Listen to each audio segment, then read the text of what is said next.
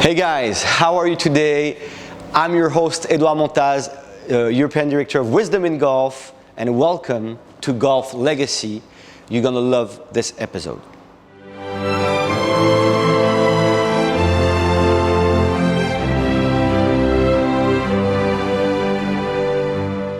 Episode 3 of Golf Legacy. I'm so proud of the way things started. We are all together on this in this adventure, and I'm so happy to share all my wisdom with you, based on the wonderful work of our mentor, Sean Clement, the mentor, because he only gives you what you have to feel and what you have to think of to access your golf swing, and he's not telling you about positional stuff that is stone age for the human body, that is so amazing, and your brain also, because it's part of the human body.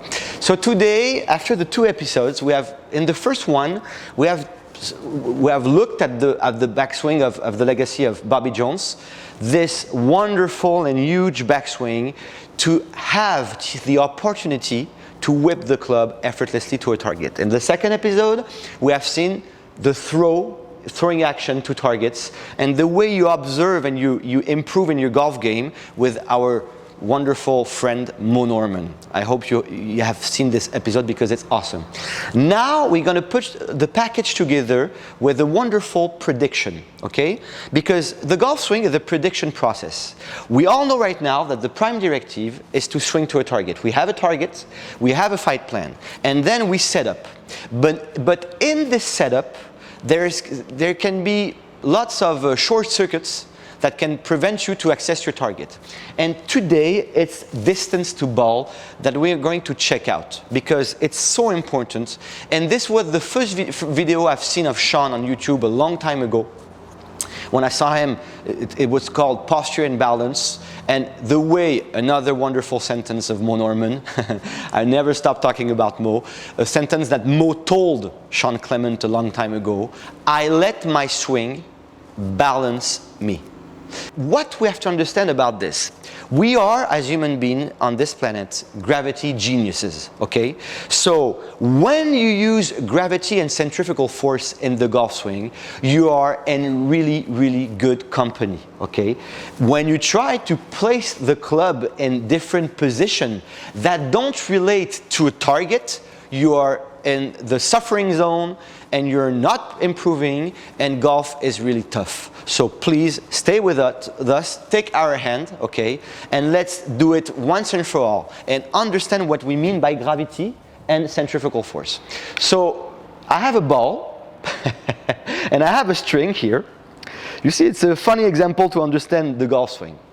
If I give this to a pupil for the first time and I ask my student, hit this ball with the tennis ball, all my students will do this. They will take their posture and go like this.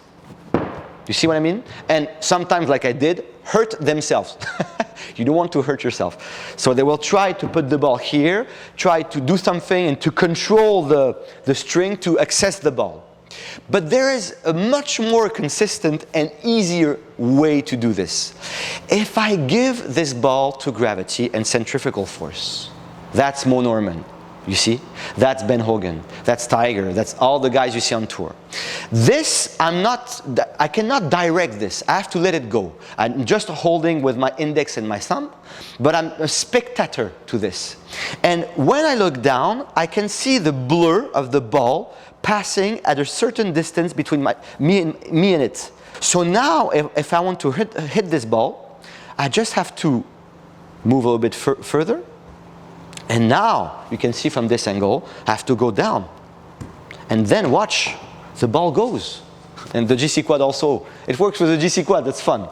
So now, I think I'm doing the job, but not controlling it. And that's what you want in the golf swing. So when you have this centrifugal force and gravity placing the club for you, or the ball for this task, you can see the right dynamic distance between the club head or the ball and yourself. And that's what you want to do with every golf club in the bag. So for example here, if I take my 62 face fold 62 degrees wedge, and I want to make sure that I have the right dynamic distance between myself and the ball, I'm going to take my grip here and swing in what we, in wisdom in golf, we call it the perpetual motion drill. And swing the club back and through without stopping, and just observe where the club is touching the grass. So let's do this. I swing back and through. I allow the arm club unit to swing. To swing me, I allow for Moe, my swing to balance me. I'm in balance, I'm in balance. I'm reacting, I'm reacting. And I can tell, because my eyes are steady, that I cut the grass exactly dynamically here. So when you are in the golf course or in the driving range and you put your club like that and you take your posture, sometimes you can be too close from the ball or too away from the ball, if you will. But here, it's not, you don't have to invent your distance between you and the ball. You just have to check dynamically.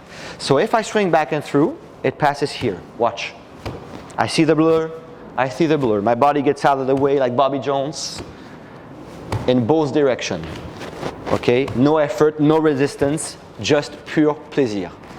And then I put the club down. Watch. Now I have to be really meticulous. I'm going to keep my posture and move slowly to my ball. Okay?